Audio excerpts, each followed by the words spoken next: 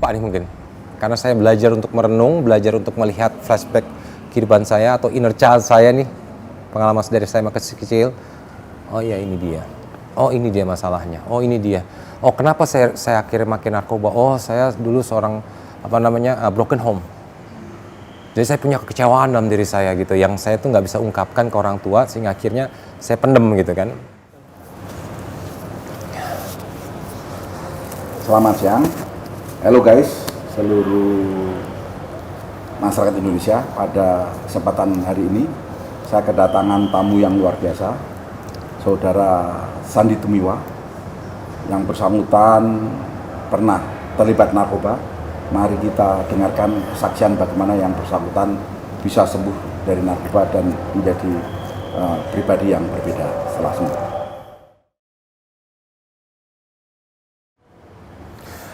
Iya, saya mengenal narkoba itu dari tahun 97 ya, zaman saya SMA.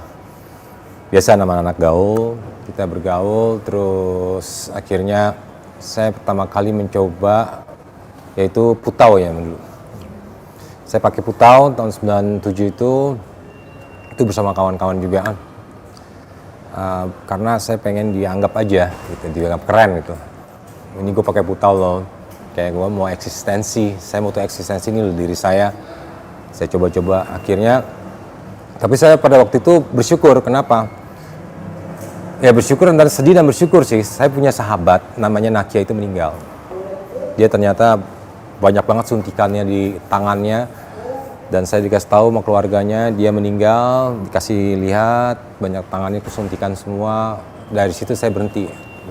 Tapi saya kan nggak tahu pendidikannya, saya nggak tahu pengetahuan itu. Akhirnya saya mulai gantilah dengan berarti putau parah nih, saya nggak mau, gue serem gitu kan. Saya sedih banget di situ beneran. Tapi saya pakai sampai bikin bikin band namanya Nakia dulu. Waktu itu sama Irma Darmawangsa. Ada artis ya, Irma Darmawangsa, saya bikin band nyanyi di daerah suatu kafe kan di sana tahun 97 ya, 97-an. Udah, setelah itu saya mulai coba yang lain dengan coba yang namanya Inex. Bergaul sama yang lainnya namanya Dugem, tempat Dugem. Karena kan saya nggak tahu pengetahuan itu mengenai putau. Ya saya tahu teman saya meninggal, sahabat saya, orang terdekat saya meninggal, saya berhenti gitu. Saya nggak tahu juga, makanya karena saya nggak tahu itu akhirnya saya coba yang lain karena katanya fun, ya bener, akhirnya fun, seneng. Sampai singkat cerita saya mencoba yang substance yang zat yang saya suka itu adalah sabu. Gitu. Itulah rangkaian saya mengenal.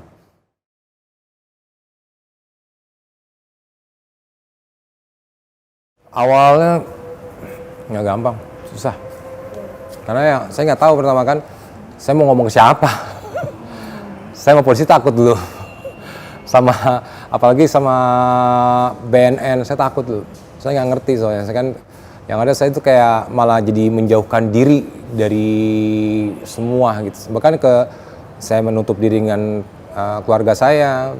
Jadi saya nggak mengetahui diri saya itu seperti itu gitu. Bahkan saya akhirnya menyangkal diri saya seperti itu gitu. Enggak, gue baik-baik aja kok gitu. Gue baik-baik aja, gue masih bisa syuting, gue masih bisa kerja. Buktinya gue lihat dong kerjaan gue banyak ini. Tapi akhirnya ya udah. Ya saya sih bersyukur ya dengan yang namanya hit the bottom.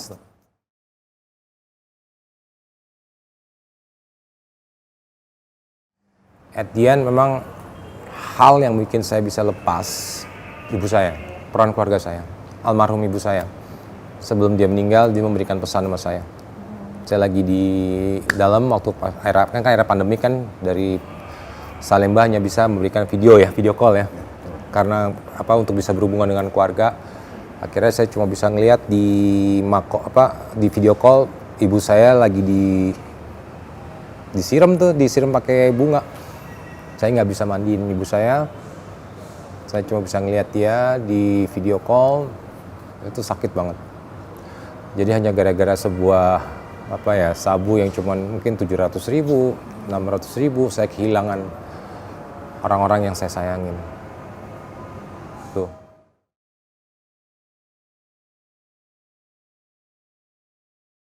Ya akhirnya waktu itu kan saya pas kan berkas saya waktu itu kan di Mahkamah Agung saya mendapatkan 127, saya bersyukur. Akhirnya saya direhab kan, memang akhirnya kan tapi karena lama waktunya akhirnya saya selesai di setahun 5 bulan ya, karena kan lama persidangan ya. Akhirnya waktunya nggak cukup, saya bebas murni ya, sehingga akhirnya saya sendiri memilih. Karena waktu itu juga almarhum ibu saya waktu sempat kan pernah kunjung datang ke tempat saya ditahan dulu kan di Salma, bilang kamu kapan sih direhab gitu. Mama pengen kamu direhab perusahaan gitu. Nah, itu yang selalu terngiang-ngiang saya, amanah mama saya itu minta saya direhab. Terus akhirnya beliau mengamanakan saya, mama tuh nggak pengen apa-apa sama kamu San. Mama cuma pengen kamu tuh jadi anak yang baik. Jadi 2 poin itu gitu. Sehingga akhirnya pas saya keluar dari tahanan, saya langsung meminta untuk ke rehabilitasi. Memang saya waktu itu kan diarahkan sama lawyer saya tidak ke BNN waktu itu ya, ke rehab yang lain gitu.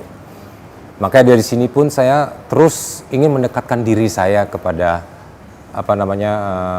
tempat rehabilitasi center kan. Karena apa? Saya ingin terus mendapatkan pengajaran itu. Memang waktu di tempat rehabilitasi mengatakan, pertama-tama kamu harus sadar kalau kamu itu udah berantakan. Saya pas di dalam isolasi, waktu saya akhirnya memilih ke tempat rehabilitasi itu, ya saya dibilang sama salah satu konselor bilang begitu, kamu harus sadar kalau kamu itu berantakan. Enggak ya udah diam aja dulu, kamu pikirin aja dulu gitu kan. Akhirnya saya baru sadar, oh iya. Pas saya akhirnya mungkin waktu demi waktu saya diem di tempat isolasi itu, saya memikirkan diri saya, apa yang terjadi dalam diri saya. Walaupun saya memilih loh, saya kan memilih ke rehab kan. Akhir sampai ke ibu semua, oh iya ya, gue udah hancur banget hidup gue ya. Gue udah kehilangan semua yang gue sayang ibaratnya. Gue sekarang tinggal sendiri gitu kan. Dan gue sadarin, iya gue salah.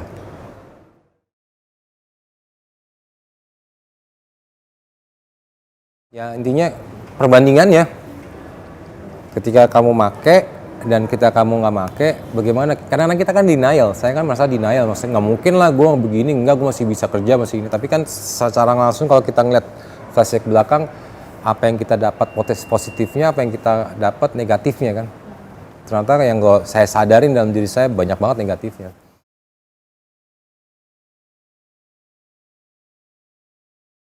Iya maksudnya kayak flashback. Jadi kan pas saya sadari pas di isolasi itu, memang ada namanya kan isolasi mandiri ya. Kita harus diem di tempat, nggak bisa ngapa-ngapain. Kita kan biasanya kan struggle pengen cari barang itu kan. Kalau kita yang namanya udah sogas ya udah parah, gue pengen banget nyari itu barang, gue pengen mau nyabu, gue pengen banget misalnya kalau gue saya sukanya kan itu sabu, saya pengen banget cari gitu. Tapi saya didiemin di situ kan. Saya kan mau pakai cara gimana, intrik saya, ya bukan gimana caranya saya bisa mendapatkan barang itu, tapi kan akhirnya saya nggak bisa karena kan di kerangkeng.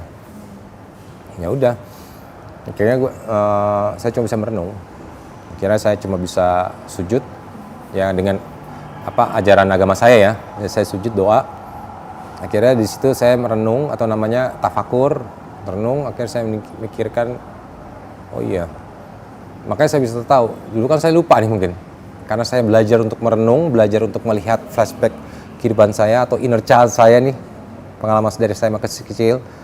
Oh iya ini dia. Oh ini dia masalahnya. Oh ini dia.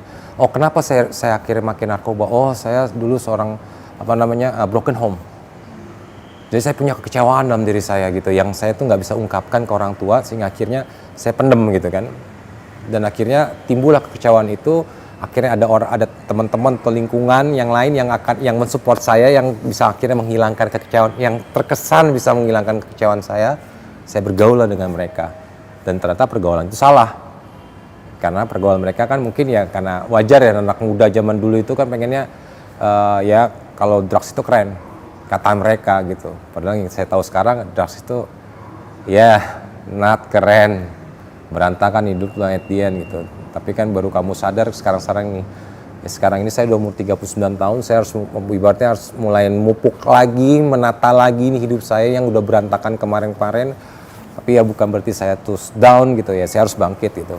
Apalagi kalau misalnya saya ngeliat kan masa depan, ibaratnya umur-umur yang masih 15, masih 14 gitu kan, yang masih punya potensial, masih mereka tuh gila kalau mereka 39, kalau mereka fokus saja dengan umur saya sekarang mungkin mereka udah bisa jadi pejabat ya, udah jadi pengusaha yang sukses, udah bisa jadi apa gitu.